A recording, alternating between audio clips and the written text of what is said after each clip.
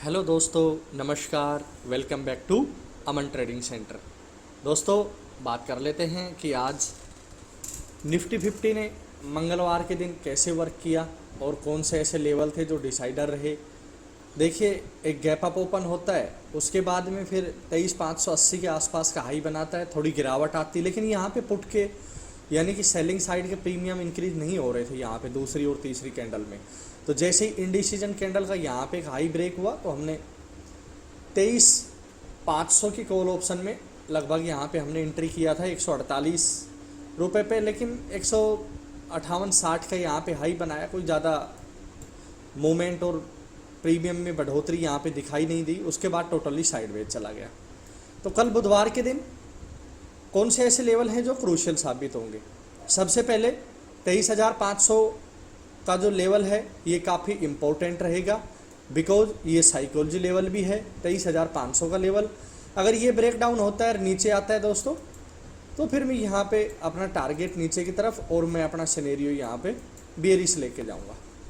But अगर दोस्तों कल की ओपनिंग को भी मैं डील करूँगा, एक बार देखूँगा इसी एरिया में कहीं भी ओपनिंग होती है और आज की तरह कोई एक ऐसी पहली कैंडल आती है बड़ी मास्टर कैंडल, वो भी रेड कैंडल आती है, और अगर उसका हाई या लो ब्रेक होगा मैं उस हिसाब से देखूंगा। यहीं पे कहीं भी ओपनिंग हुई, देखिए मैं मार्क करता हूँ एक बार थोड़ा सा आपके लिए। इस एरिया में कहीं भी ओपनिंग होती है बाजार की, ओके, ध्यान रखना। जैसे ही 23,500 के लेवल पे हो सकता है मे भी यहाँ पे एक अच्छा सपोर्ट भी उठा जाए। अगर सपोर्ट नहीं उठाया और एक रेड कैंडल आ जाती है, इसको ब्रेक करके नीचे आती है, तो 23,500 के लेवल को मैं देख लूँगा कि अगर सेलर्स डोमिनेट कर रहे हैं तो फिर ये लेवल टूटने के बाद मैं यहाँ एक नीचे की सेलिंग अपॉर्चुनिटी और 23,420 का एक यहाँ पे अगला सपोर्ट में आता हुआ निफ्टी के अंदर मैं देख सकता हूँ। 23,420 का लेवल मैंने मार्क किया हुआ है।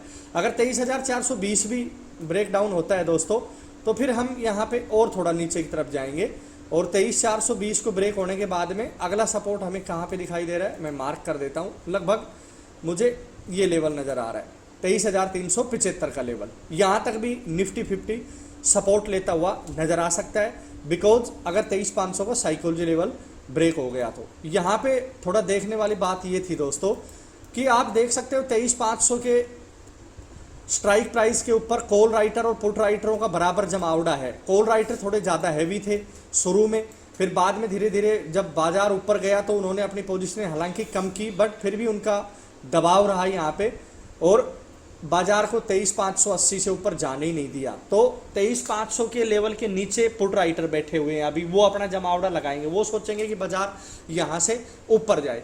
तो 23,580 को ब्रेक करके ऊपर निकलेगा तो मैंने 23,640 में भी मेरा नेक्स्ट टारगेट रहेगा 23,640। देखिए यहाँ से 50-60 पॉइंट की मूवमेंट यहाँ पे मेरे को आती हुई नजर आएगी, लेकिन 23,580 का लेवल काफ़ी क्रूशियल रहेगा। हो सकता है कि यहाँ पे कोई एक कैंडल ग्रीन कैंडल बने ओपनिंग के बाद में और पहली कैंडल का मास्टर कैंडल का हाई 5 मिनट के टाइम फ्रेम पे ब्रेक होकर ऊपर जाता है कोई मारी भोजू कैंडल से, तो फिर ऊपर की तरफ कोई यहाँ पे रेजिस्टेंस ज़्यादा रहेंगे नहीं, फिर हम 23,580 का स्टॉप लॉस लगा के और ऊपर की तरफ बैठ सकते हैं। तो 23,640 मेरा नेक्स्ट टारगेट रहेगा, और अगर 23,640 भी निकलता है दोस्तों, फिर मैं यहाँ पे बैठ जाऊँगा 23,690 के लेवल के लिए।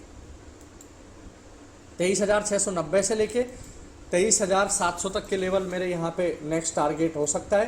तो मैं यहाँ पे अपने एसएल को ट्रेल करता हुआ ऊपर की तरफ जाऊँगा। तो ध्यान रखना 23,500 ब्रेक हुआ तो नीचे की तरफ, और 23,580 इंपॉर्टेंट रेजिस्टेंस बन के आ रहा है, कंसोलिडेट दिखाया यहाँ पे बाजार ने, तो इस कंसोलिडेशन को ब्रेक करके ऊपर गया तो 23,580 भी ब्रेक हो जाएगा, 23,640 और 23,700।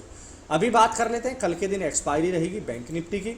बैंक निफ्टी ने आज कैसे वर्क किया और कल के दिन में बैंक निफ्टी कैसे कामकाज कर सकता है, ध्यान देते हूँ लेवल्स के ऊपर। देखिए दोस्तों, मैं टाइम फ्रेम को एक बार 5 मिनट की जगह 15 मिनट करूँगा, क्योंकि थोड़ा चार्ट क्लियर हो जाएगा, आप लोगों को जो दूर के चार्ट हैं वो दिख जाएंगे। सबसे पहले तो मैं